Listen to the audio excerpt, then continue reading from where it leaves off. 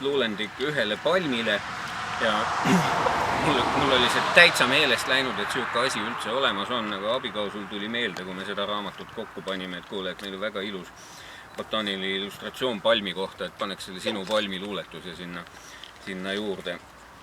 Ja eks ta siis niimoodi ka, näed, siin ongi kirjutatud juurde veel, et luuletus on järelhüüe Tallinna botaanikaaia palmimaja rekonstrueerimise käigus langetatud kanaaritatli palmile sulgudes 1930 kuni 2019.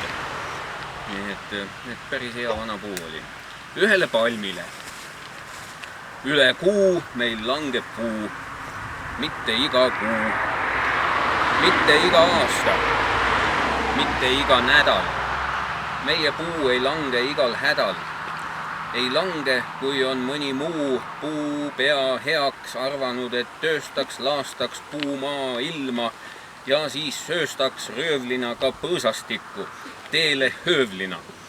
See puu, mis langeb teiste ette ja langeb teiste eest, on justkui kangelane.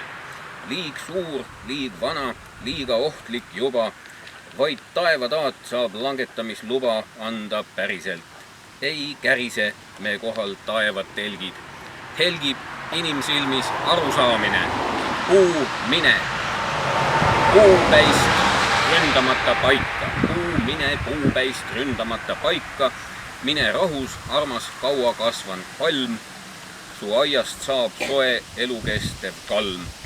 Su vari kestab kauem kui sa ise. Sa jätad sõbraliku jälje sisemise kui järve aer.